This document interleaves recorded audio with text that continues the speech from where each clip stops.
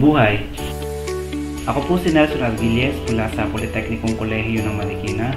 Ako po ang project leader ng aming proyekto na tinatawag na Footwear Innovation and Technology Research Laboratory. Katuwang ko po sa implementasyon ng proyektong ito ay ang aking mga masisipag na kasamahan. Kami ay mapalad na nabigyan ng 5 milyong piso para sa 2 taong proyektong ito. At ang proyektong ito ay nagsimula noong second quarter ng 2022 at matatapos sa second quarter ng 2024. Ang ultimate goal ng proyektong ito ay upang makatulong sa pag-unlad ng industriya ng sapatos hindi lamang sa Marikina kundi maging sa kabuuan ng ating bansa. Ayon sa Philippine Statistics Authority, ang industriya ng sapatos sa Pilipinas ay patuloy na lumalago na mayroong average annual increase na 10.35% in the GVA share mula taong 2017 hanggang taong 2021. Gayunpaman, mayroon pa rin kakulangan sa supply chain para sa mga raw materials at napag-iwanan pa rin ang ating bansa pagdating sa teknolohiya at produksyon ng sapatos kumpara sa karatig na bansa sa Asia.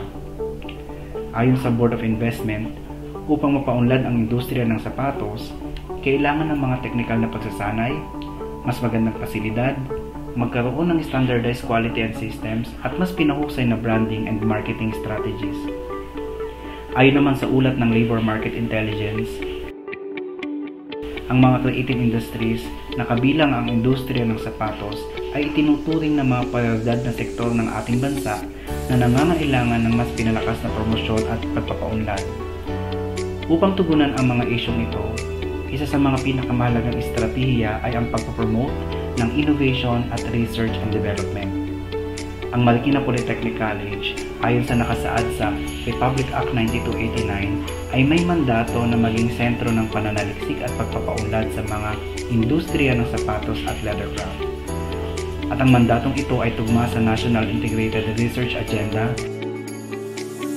na naglalayong palakasin ang pangkahalatang pag-unlad ng bansa sa pamamagitan ng teknolohikal na pagsulong ng mga creative industries. At upang matamo ang aming layunin na maging pangunahing sentro ng pananaliksik at pagpapaunlad sa industriya ng sapatos at leathercraft, batid ng Marikina Polytechnic College ang kahalagahan ng pagtatatag ng isang espesyal na pasilidad para sa pagsasagawa ng mga pananaliksik na may kinalaman sa footwear materials and technologies. Ang FIT Research Laboratory ay magiging isang lugar kung saan maaaring pag-aralan ang digital shoe designing na hindi pa lubusang na-explore sa Pilipinas, subalit ito na ang kasalukuyang trend sa ibang bansa sa industriya ng sapatos.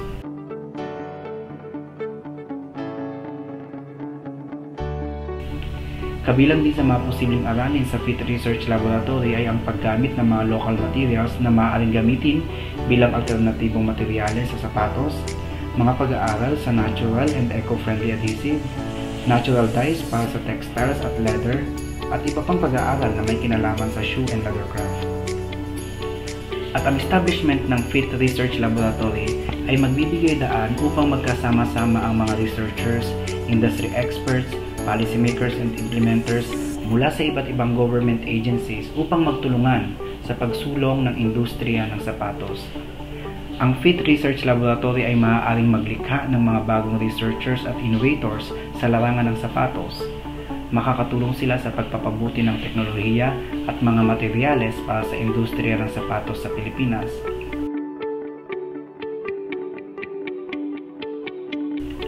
Layunin ng aming kolehiyo na maging pangunahing sentro ng pagpapaunlad sa sapatos at leathercraft. At ang layunin ito ay isa sa mga mahalagang bahagi ng aming research agenda. Ang FIT Research Laboratory ay magdudulot ng malaking pagbabago at pag-unlad sa akademya, komunidad, at sa industriya ng sapatos at leathercraft. Ito ay magbubukas ng oportunidad sa mga mag-aaral na matuto at ipakita ang kanilang kasanayan sa paggawa ng sapatos. Sila ay ma-expose sa mga hands-on activities at mapapalawak ang kanilang kaalaman sa pagsusuri ng mga materyales at maging sa paggawa ng prototypes ng sapatos at leathercraft. Ito ay magbubukas din ng oportunidad sa mga lokal na mamamayan na matuto sa pagdidisenyo ng sapatos gamit ang digital technology, maging ang paggamit ng mga natural at eco-friendly local materials. Magbibigay din ito ng serbisyong konsultasyon upang mapabuti ang kanilang produkto at palakasin ang presensya sa merkado. Dagdag pa rito, Ang research output ng proyektong ito ay maaaring ma-transfer sa industriya at magiging malaking tulong ito sa pagpapabuti ng mga materyales, disenyo at proseso sa paggawa ng sapatos at leathercraft na magpapalakas sa industriya at mga lokal na produkto. Ang pagtatatag ng FIT Research Laboratory ay isang mahalagang hakbang tungo sa mas magandang kinabukasan kung saan magkakaroon ng mas maraming oportunidad at patuloy na pag-unlad para sa lahat. Sa kasalukuyan, 3 palapag ng isa sa mga gusali sa aming kolehiyo ay nakalaan para sa Shoe and Leathercraft Development Center at nakapaloob sa center na ito ang aming FIT Research Laboratory.